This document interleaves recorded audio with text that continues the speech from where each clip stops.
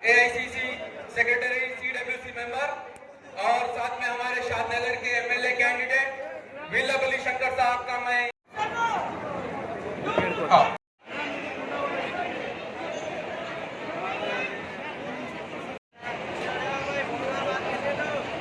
हमारे के मेंबर है वंशी चंद्र साहब, शंकर साहब। मैं यहाँ पे सबसे पहला जलसा है मेरा। कांग्रेस लाने की जरूरत है तो आपको और हमारे को धोखा नहीं दिया। क्या हमको रिजर्वेशन मिला? आज जो 4% किसी को धोखा नहीं देता और मुसलमान किसी के धोखे को बर्दाश्त नहीं करता। आज हम उनकी सालिमियत को बचाने के लिए निकले हैं। आज राहुल गांधी जी जो कन्याकुमारी से कश्मीर तक निकले हैं, उनकी सालिमियत को बचाने के लिए निकले। 52 एकड़ जमीन, लाखों रुपए की जमीन, खुद गवर्नमेंट, एक तेलंगाना गवर्नमेंट एक तरफ पार्टी बनी, दूसरी तरफ वक्फ, और वो केस कंटिन्यूसली 2000 अपने फेवर में ऑर्डर लाए। आपके साथ आपके वक्फ की जायदाद को लूट लिए केसीआर साहब, डाल दिए वक्फ बोर्ड के लॉ सेक्शन को, वक्फ बोर्ड के रिकॉर्ड रूम को। वक्फ की जानिब से कोई डॉक्यूमेंट पेश नहीं हुआ और केसीआर साहब हर जमीन को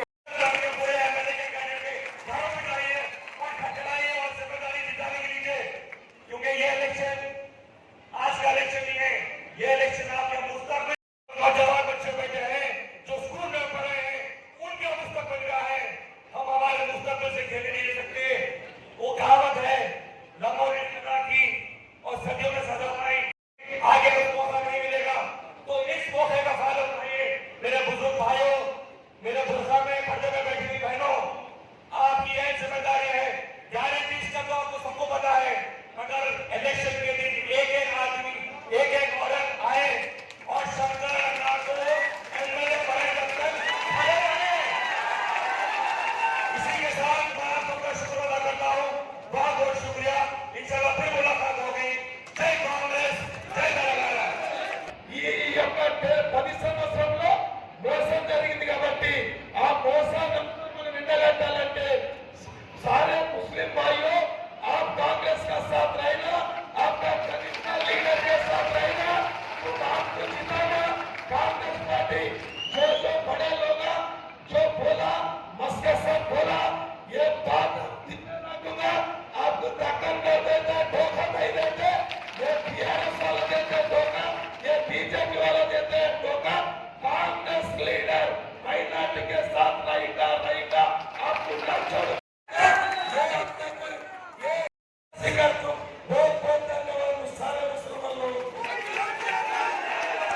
पार्टी के सीडब्ल्यूसी मेंबर, राज्यसभा मेंबर और राज्यसभा विप तेलंगाना का सदर हूँ, उन्होंने सीडब्ल्यूसी के मेंबर है। लिहाजा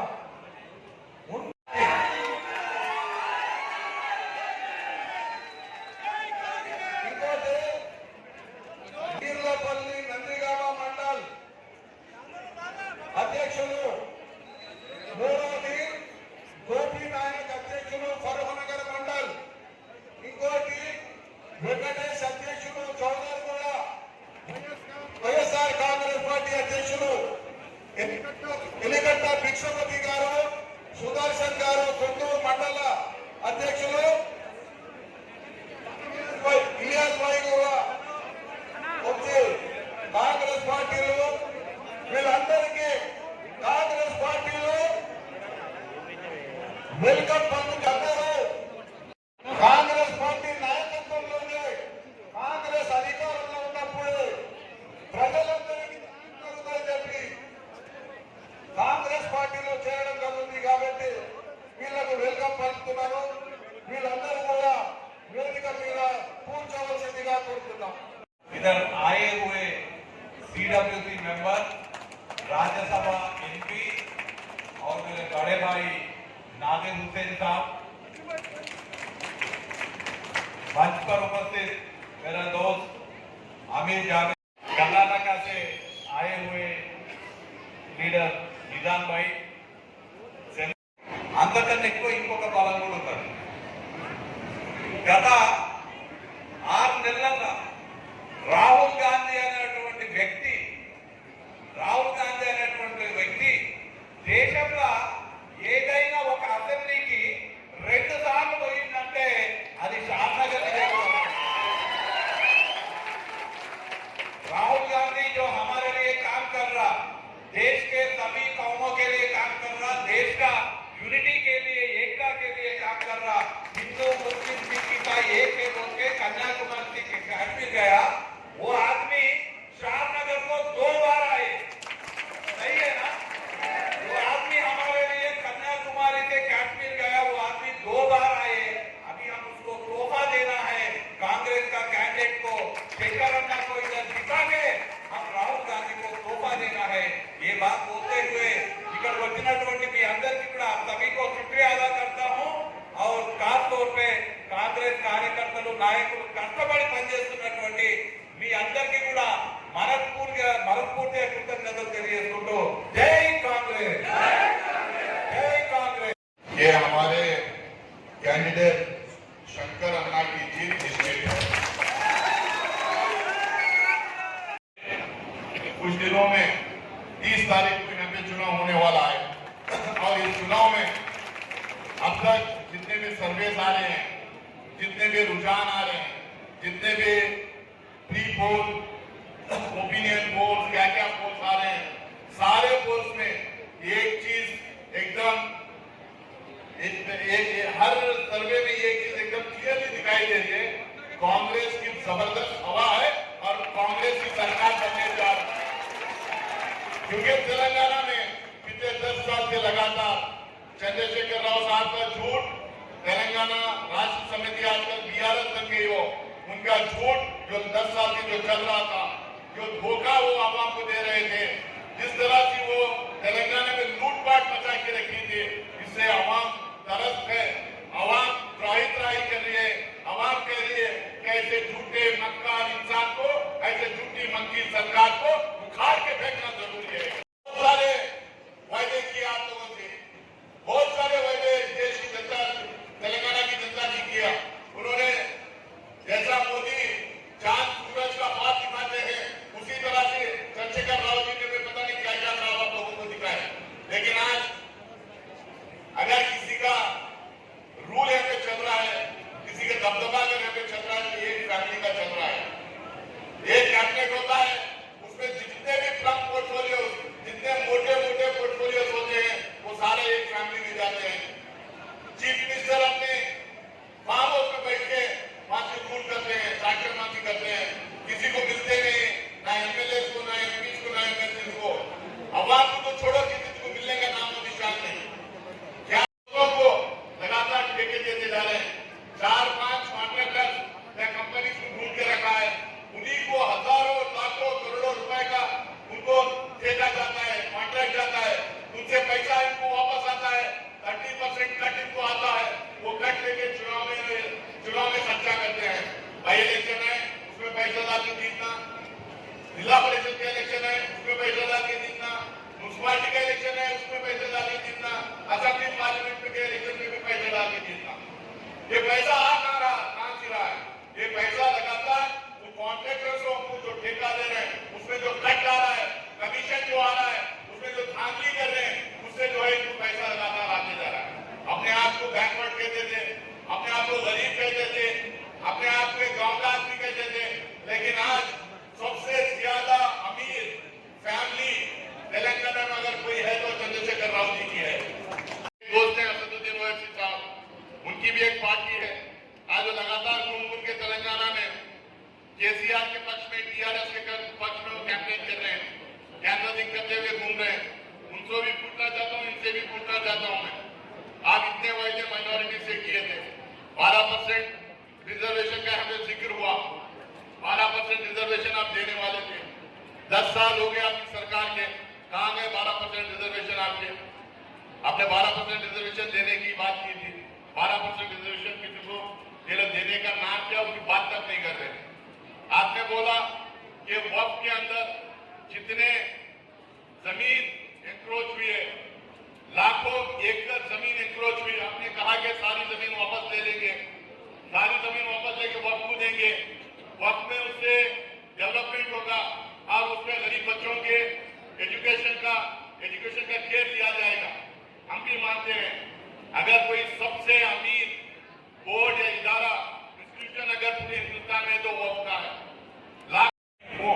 वहां के देखिए किस तरह से काम हो रहा है, किस तरह से हमें जुडिशियल पावर दिया गया है, किस तरह से हम लोग अपने केसेस कंडक्ट करते हैं, किस तरह से हमारे पास ट्राइब्यूनल्स है, ट्राइब्यूनल्स में हम केसेस कंडक्ट करते हैं। वहां पे कहाँ इतनी बड़ी बड़ी बात करते हैं सदुद्दीन ओवैसी साहब। उत्तर प्रदेश में जाके चुनाव लड़ाते हैं, बिहार में जाके डिस्टर्ब करते हैं, मोदी के इशारों पे नाचते रहते हैं।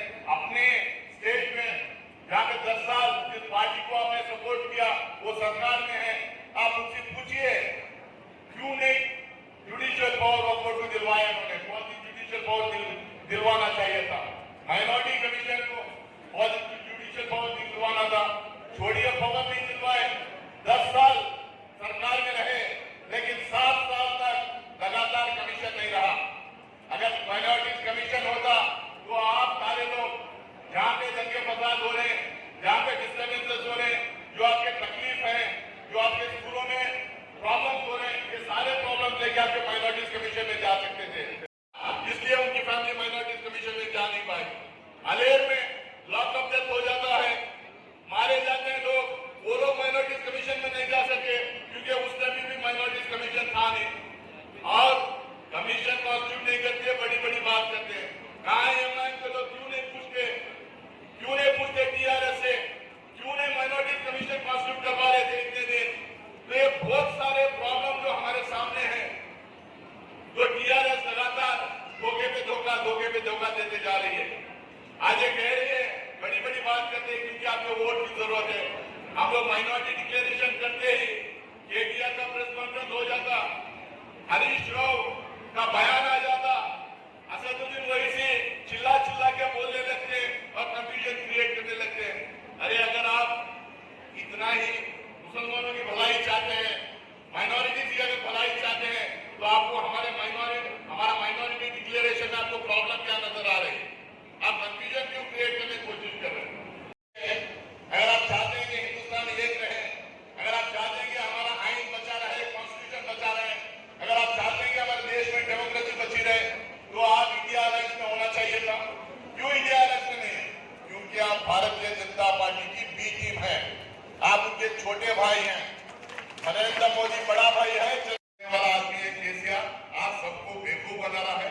आप लोगों को समझना चाहिए, एक पार्टी सिर्फ देश को जो आजादी नहीं दिलाई, पिछले 75 साल से हमारे देश को सेकुलर देश बना के रखी, हमारे देश का संविधान कॉन्स्टिट्यूशन बचा के रखी, हमारे देश के अंदर डेमोक्रेसी बचा के रखने के लिए लगातार लड़ती रही। क्या इस पार्टी के साथ आप खड़े रहेंगे या बीजेपी के बी टीम के साथ आप खड़े रहेंगे? आज आपको फैसला करना पड़ेगा। कौन सी कह रहे थे राहुल गांधी जी के बारे में? आज बीजेपी के जो बर्बेरियत है, जो मॉब लिंचिंग करते हैं, जो गाय का गोश्त के नाम पे पता नहीं कितने लोगों को आज मार दिए, कितने लोगों के घरे जला दिए। सिर्फ मुसलमानों की नहीं बात कर रहा हूँ, चर्चेस गिरा देते हैं क्रिश्चियनों की, दलितों के बस्तियां जला देते हैं, सहारनपुर यूपी में इतने दंगे फसाद करा देते हैं। अगर एक आवाज बार बार बिना थके, बिना डरे, निडर होके भारतीय जनता पार्टी, आरएसएस और मोदी के खिलाफ अगर उनकी खड़ी हो रही तो राहुल गांधी जी की आवाज है। उस आदमी ने डिसाइड किया और कांग्रेस पार्टी ने उनको बैकअप की, मल्लिकार्जुन खड़गे साहब उनको बैकअप किए और बोले वो कि जो हिंदुस्तान को बांटने की कोशिश कर रहे हैं, वो ताकतों के खिलाफ मैं पैदल चलूंगा, मैं लोगों को अपने साथ लेके चलूंगा, लोगों को जोड़ते हुए चलूंगा, पूरे हिंदुस्तान को एक हिंदुस्तान रखने के लिए मैं 4,000-4,500 किलोमीटर चलूंगा करके कन्याकुमारी से कश्मीर तक उन्होंने चला। हिंदुस्तान में नहीं, पूरी दुनिया में कोई ऐसी मिसाल नहीं जो इतना लंबा चल के अपने देश को मजबूत रखने के लिए, एक रखने के लिए जिसने काम किया होगा। जिसकी दादी हिंदुस्तान को एक रखने के लिए अपनी जान दे दी थी, अपनी छाती पे 34 गोलियां खाती है। पंजाब का प्रॉब्लम था, हिंदुस्तान से अलग होने का मामला था, अपनी जान दे के हिंदुस्तान को एक रखी है। अपनी जान अपने हाथ में लेकर उन्होंने बोला, मेरी दादी के सरकार मुझे मार दे, मेरे बाप के सरकार मुझे मार दे, वो लोग भी हिंदुस्तान को एक रखने के लिए अपनी जान गंवाई। मैं भी बिना मेरी जान को चेयर किए हुए मैं इन लोगों के बीच में जाऊंगा और हिंदुस्तान को एक रखूंगा। पड़ेगा कि बीआरएस जैसे असदुद्दीन ओवैसी जैसे नेताओं को एक तरफ चुनना है या उस पार्टी को आपको चुनना है जिसके नेता सिर्फ बोलते नहीं लेकिन देश के लिए जान भी देते हैं। भाई आप अपने स्टेट में 119 टिकटें 119 सीटें हैं, आप 7 या 8 जगह लड़ते हैं, 7 या 8 जगह लड़ते हैं। मैं उनसे पहली बात ये पूछना चाहता हूं, पूरे 119 पे क्यों नहीं लड़ते? पूरे 119 पे लड़िए, आवाम का सपोर्ट लीजिए, आप सरकार बनाइए। आप अपने होम टाउन में जहां आपका घर है, जहां की कॉन्स्टिट्यूंसी है, वहां पे आप 119 सीटों पे लड़ेंगे नहीं, 7 या 8 सीट पे लड़ेंगे। लेकिन आप उत्तर प्रदेश में, महाराष्ट्र में, बिहार में जाकर 50 सीट, 60 सीट, 70 सीट पे लड़ेंगे ताकि वहां पे कांग्रेस चुनाव का रिजल्ट निकलेगा। मैं और वामसी दिल्ली में बैठ के टीवी पे देखते रहेंगे, ये सारे नौजवान